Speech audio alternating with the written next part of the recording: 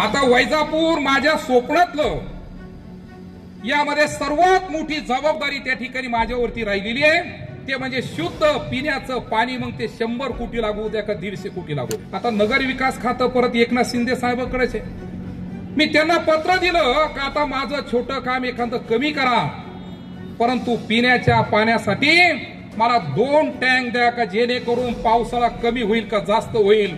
परंतु आमच्या वैजापूर शहराला 6 महिने पाणी त्या ठिकाणी त्या टँक मधून पुरवता आलं पाहिजे.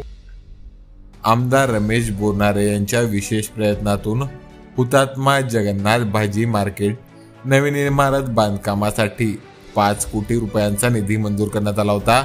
या कामाचा भूमिपूजन सोहळा रविवारी आमदार बोरनारे, माजी आमदार भाऊसाहेब पाटील चिकळगावकर, साबेर खान, डॉक्टर राजीव डोंगरे यांच्या उपस्थितीत पार पडला. यावेळी आमदार रमेश बोरनारे यांनी त्यांच्या स्वप्नातील वैजापुरातील मुख्य ध्येय वैजापूर शहराला शुद्ध पाणी पुरवठा करणे हे आहे.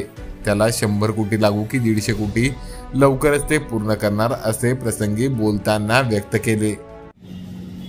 आणि म्हणून पत्रकार मित्रांना मी मुद्दाम सांगेल की मी जास्तीचं मनोगत काही व्यक्त करणार नाही, परंतु वैजापूर शहर असो का वैजापूर ग्रामीण भाग असो, वागताई मी डोळ्यासमोर माऊली एक विजन ठेवलं का कुणीतरी यावं आणि मला काम सांगावं. ते करण्यापेक्षा उघडे डोळे आणि पहा नीट. बरोबर आहे, आपले डोळे उघडे ठेवले तर नीट लक्षात येतं का आपल्याला तालुक्यामध्ये काय करायचंय, शहरामध्ये काय करायचंय. आणि जेव्हा जेव्हा मी फिरतो तेव्हा तेव्हा त्या ठिकाणी काकाजी डोळे उघडे करून फिरतो.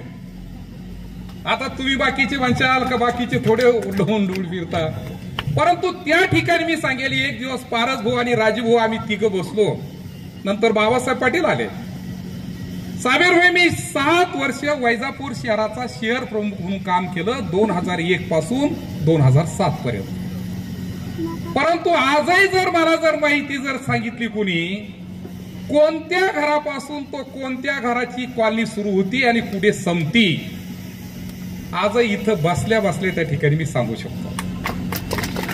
म्हणजे वैजापूर शहरामध्ये कॉलनी असेल, गल्ली असेल, मोहल्ला असेल, याचा पुढे विकास करणं अपेक्षित आहे. आणि म्हणून सर्वच कामं लोकप्रतिनिधी, मग मी आमदार म्हणून असेल, कुणीतरी नगरसेवक म्हणून असेल, सर्वच कामं आम्हाला सांगितलेच पाहिजे असं मला वाटत नाही.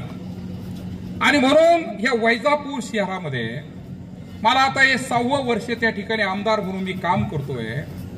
या 6 वर्षामध्ये प्रामुख्याने त्या ठिकाणी मी एकच ध्यास घेतला का गटर, मीटर, वॉटर ही तर मूलभूत गरज आहे, परंतु याच्या पलीकडे जाऊन आणखी काही करता येईल का, हे प्रामुख्याने त्या ठिकाणी मी पाहत राहतो. आणि म्हणून एक दिवस साबेरबाई आणि मी मोटरसायकलवर बसलो. संध्याकाळची वेळ होती डॉक्टर साहेब, आणि सहज साबेरबाई या इथपर्यंत मला घेऊन आले. अक्षरशः ज्या नावाने आपण हे भाजी मार्केट सुरू केलं ते हुतात्मा आहे. त्या भाजी मार्केटमध्ये अक्षरशः आपण येऊ शकत नाही अशी परिस्थिती निर्माण झाली. साबेरबाई इथपर्यंत घेऊन आले. मी साबेरबाईला म्हणलं पुढे बोलू नका, आता तुम्हाला काय सांगायचं मला माहितीये. आणि म्हणून तात्काळ त्या ठिकाणी या भाजी मार्केटला 5 कोटी रुपये देण्याचा मानस त्या ठिकाणी केला का ज्या भाजी मार्केटमध्ये खाली 8.5 बाय 8.5चे 25 गाडे राहणार आहेत. समोरच्या 8ही दुकाना मी व्यापाऱ्यांना सांगेल आम्हाला काही धंदा पाणी करायचा नाही. 8ही दुकाना व्यापाऱ्याला तुषार सेठ जशाच तशा आपल्याला द्यायचे आहे. मी परवा सीओ साहेबांना बोललो, म्हणलं सीओ साहेब कोणाला दुखवायचं नाही, जशा दुकान आहेत तशा त्या साईजच्या बिराडी सेठ आपल्याला त्या साईजच्या 8 दुकाना या त्यांनाच त्या ठिकाणी द्यायच्या आहे. मी त्यांना लेखी देण्याचं त्या ठिकाणी आश्वासन दिलेलं आहे. त्या 8 दुकान आहे मध्ये खाली 8.5 बाय 8.5 जे भाजी मार्केटसाठी 25 दुकान आहे, मध्ये 44 ओटे जी रिकामी जागा आहे मधल्या भागामध्ये 44 ओटे, आणि दुसऱ्या मजल्यावरती परत 25 दुकानं, म्हणजे खाली 25 दुकानं छोट्या, वर 25 दुकानं, समोर 8 दुकानं आणि 44 या ठिकाणी ओटे आपण या भाजी मार्केटमध्ये त्या ठिकाणी करतोय. मग छोटे छोटे व्यापारी असतील, कुणी टेलरिंग काम करतं, कुणी पिको फॉल करतं, कुणी मोबाईल शॉपी टाकतं. वरच्या मजल्यामध्ये 25 दुकानाची सोय आपण करून ठेवली. 3 ठिकाणी जिने, 2 ठिकाणी टॉयलेट बाथरूम. खूप जणांचे फोन येत होते मला, बोराडे सर वैजापूरला टॉयलेट बाथरूम त्या ठिकाणी चांगले चालू करा, महिलांसाठी है ना, जेंट्स आणि लेडीज दोघांसाठी सुद्धा टॉयलेट बाथरूमची व्यवस्था आहे. आणि 3ऱ्या मजल्यावरती साबेरबाई पूर्णपणे डोम आहे का, जेणेकरून एक थेंबर पाणी पावसाचं खाली येणार नाही. अक्षरशः दोन्ही इंजिनियर या ठिकाणी बसले. तात्या मी 4 वेळेस प्लॅन पाहिला, 4 वेळेस बारखाईने गेलो का असा प्लॅन पाहिजे है ना, इथं हे असलं पाहिजे. आणि म्हणून एक सुंदर भाजी मार्केट या ठिकाणी आपली होतीये. निश्चित मला त्या गोष्टीचा आनंद आहे. इन्फ्रास्ट्रक्चरच्या बाबतीमध्ये साबेरबाईने उल्लेख केला का नुसती भाजी मार्केट नाही तर स्मशानभूमीची व्यवस्था असेल. मला एकाने विचारलं, बोलणारे सर 4 कोटी रुपये स्मशानभूमीला तुम्ही खर्च करणार आहे, नेमकं काय करणार आहे? म्हणलं झाल्यावर बघा, स्मशानभूमी झाल्यावर बघा. महाराष्ट्रात एवढी चांगली स्मशानभूमी कुठेच नसेल ती वैजापूरला आपण करतोय. कान्या कोपऱ्यामधून स्मशानभूमी जर पाहायची असेल तर वैजापूरची पाहायला येतील. अक्षरशः क्रिकेटचं स्टेडियम सारखं 1,500 लोक बसण्याची जागा स्मशानभूमीत, वरतून त्याला डोम, टॉयलेट, बाथरूम, गार्डन आणि 5 ज्या ठिकाणी आपण क्रिया करतो, जिथं अग्नी देतो, त्या अग्नी क्रियासाठी 5 ठिकाणी आम्ही काम करतोय. अक्षरशः विश्रांती घ्यायला ओटा असावं इतकं बारकाईने आपण त्या ठिकाणी गेलो, म्हणजे इतकं बारीक बारीक आपण त्या ठिकाणी काम करतोय. दशक्रिया विधीची जागा जर तुम्ही पाहिली, आतापर्यंत प्रश्न होता म्हणून इन्फ्रास्ट्रक्चरला मी खूप महत्व दिलं. रस्ते तर होतीलच, गल्लोगल्ली रस्ते झाले पाहिजे, कॉलन्यात रस्ते झाले पाहिजे, कॉलन्यात गटारची व्यवस्था झाली पाहिजे. परंतु त्यासोबत इन्फ्रास्ट्रक्चर ज्याला आपण म्हणतो ते झालं पाहिजे. जसं दशक्रिया विधी इन्फ्रास्ट्रक्चरचा एक भाग आहे, स्मशानभूमी आहे, भाजी मार्केट आहे, बाजूला 9-9.5 कोटी रुपयाची तहसील चालू आहे. परत 2.5 कोटी रुपये त्यांना मी फर्निचरला यावेळेस दिले. त्यांना अद्ययावत करायचं, डिजिटल करायचं आम्हाला. पोलीस स्टेशनचं जर पाहिलं तर 25 कोटी रुपयाची इमारत पोलीस स्टेशनला उभं राहिलं. तिकडे जर आपण पाहिलं तर क्रीडा संकुल साबेरबाई पहिल्या 5 कोटीचं काम चालू झालं. 12 तारखेला त्याचं भूमिपूजन 13 तारखेला करायचं होतं, परंतु माझ्या काकाचं निधन झाल्यामुळे ते काम आपण थोडं म्हणजे भूमिपूजन थांबवलं, काम चालू ठेवलं.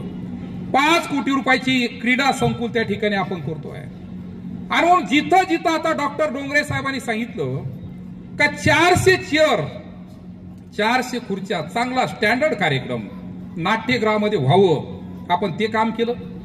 छत्रपती शिवाजी महाराजांचं स्मारक असू द्या का आता महाराणा प्रतापजीचं स्मारक असू द्या का याच भाजी मार्केटमध्ये थोडं पाठीमागं घेऊन माता आईल्या माता होळकरांचं स्मारक असू द्या, इतकं बारकाईने आपण बारीक बारीक काम त्या ठिकाणी करण्याचा मानस त्या ठिकाणी प्रामुख्याने घेतलेला आहे.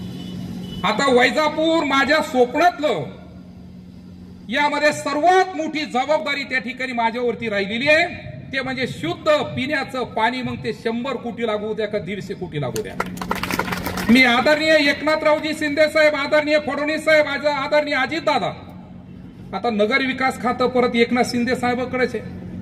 मी त्यांना पत्र दिलं का आता माझं छोटं काम एखादं कमी करा, परंतु पिण्याच्या पाण्यासाठी मला 2 टँक द्या का, जेणेकरून पावसाळा कमी होईल का जास्त होईल, परंतु आमच्या वैजापूर शहराला 6 महिने पाणी त्या ठिकाणी त्या टँक मधून पुरवता आलं पाहिजे. गौरवजी, आणि ते काम आपण त्या ठिकाणी हाती घेतोय. 100 कोटी लागू द्या, 150 कोटी रुपये लागू द्या, आणि एक चांगला जलशुद्धीकरणाचा प्लॅन्ट ज्या ठिकाणी आता आहे त्याचाच एक मोठा प्लॅन्ट, आणि 3 पाण्याच्या टाक्या. मी एक दिवस सीओ साहेबांबरोबर चर्चा केली आणि सीओ साहेबाला सांगितलं, म्हणलं आपण नका दररोज देऊ, परंतु दिवसाड पाणी द्या, कारण सर्व घरामध्ये ज्ञानेश्वर माऊली साठवून नाहीये. बरोबर आहे. गरीब माणसाकडे 2 हंडे 3 हंडे 1 माठ 2 माठ याच्यावर नाही. आणि म्हणून दिवसाड पाणी त्या ठिकाणी दिलं पाहिजे. आणि म्हणून त्या ठिकाणी आपण जी भूमिका घेतली का दिवसाड पाणी देण्यासाठी अजून 3 ESR पाहिजे, म्हणजे पाण्याच्या टाक्या त्या ठिकाणी आपल्याला तयार करायच्या आहे. आणि ते काम आपण हाती घेतोय.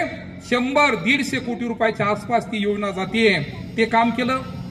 मी एक दिवस इतका बारकाईने नगरपालिकेच्या सर्व अधिकाऱ्यासोबत चर्चा केली, अधिकाऱ्यासोबत आढावा घेतला का पोल मोजा, आणि ज्या पोलवरती लाईट नाही, मला अधिकाऱ्यांनी सांगितलं बोलणारे सर 500 पोलवर लाईट नाही म्हणे. म्हणलं सांगा किती पाहिजे पैसे.